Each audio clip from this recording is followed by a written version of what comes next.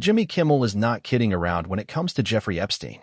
The talk show host threatened to sue NFL quarterback Aaron Rodgers for Selena Gomez might be ready to put her music career on pause permanently. The Grammy-winning songstress, who began releasing music after starring on the beloved Disney Channel series Wizards of Waverly Place, indicated that she may only release one more album before retiring from music to focus solely on her film and television career. "The older I get, the more I'm kind of like, I would like to find something to just settle on," Gomez explained in a forthcoming episode of the Smart Less podcast, which is available now to series subscribers, per Rolling Stone. "I do feel like I have one more album in me, but I would probably choose acting." When podcast hosts Jason Bateman, Sean Hayes, and Will Arnett told Gomez that she didn't have to necessarily pick between both passions, she replied, "You're right, but I am going to want to chill, because I'm tired." Gomez made her first television appearance when she was 10 on the children's television series, Barney and Friends. In the years since, she starred as Alex on Wizards of Waverly Place, voiced Mavis in the Hotel Transylvania film franchise, and became part of everyone's favorite other podcast trio in the Emmy-winning series Only Murders in the Building, all while simultaneously embarking on 2 tours and recording multiple studio albums, singles, and music videos along the way. She dropped a new song, titled Single Soon, last August. But juggling both careers, Gomez explained, has had an effect on her health. "I went to a mental institute and canceled one of my tours," she said. "It just got to me, because I love working and it distracts me from bad things." She also noted that it was her role on Wizards of Waverly Place that led her to even become a singer in the first place, calling Disney a machine that forcefully required that I know how to sing so I could sing the theme song. "I wanted to be an actress. I never really intended on being a singer full-time, but apparently that hobby turned into something else," Gomez continued. "I don't think I'm the best singer, but I do know how to tell stories and I love being able to make songs," implying that Kimmel was connected to the late convicted sex offender. The fracas started after Rodgers appeared on the Pat McAfee show and discussed with the host the upcoming release of high-profile names who flew on Epstein's plane, visited his island, or were involved with the criminal's infamous sex trafficking operation.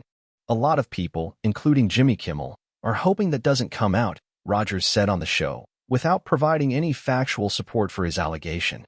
The clip of Rodgers' remark quickly went viral on social media, and it wasn't long before Kimmel himself saw it and issued a forceful response on X, the platform formerly known as Twitter. "Dear A. For the record, I've not met, flown with, visited, or had any contact whatsoever with Epstein, nor will you find my name on any list.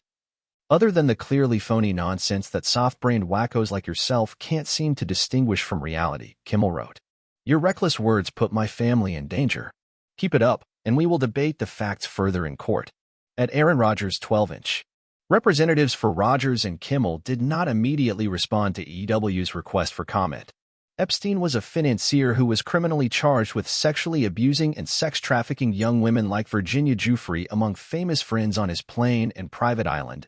He was initially arrested in 2008 and served a 13-month prison sentence for procuring a child for prostitution and soliciting a prostitute from a 2008 plea deal in Florida. Epstein was arrested again in 2019 and charged by federal prosecutors with sex trafficking. He died in his Manhattan jail cell on August 10, 2019. Though officially ruled a suicide, the circumstances of his death have sparked conspiracy theories ever since. In 2015, Giuffre filed a civil defamation lawsuit against Epstein's close associate Ghislaine Maxwell and named many other high-profile people she says were involved in the sex trafficking operation. Until now, those other names have been kept anonymous. But with the success of Giuffre's lawsuit, Judge Loretta Priscow recently ruled that the name should be declassified.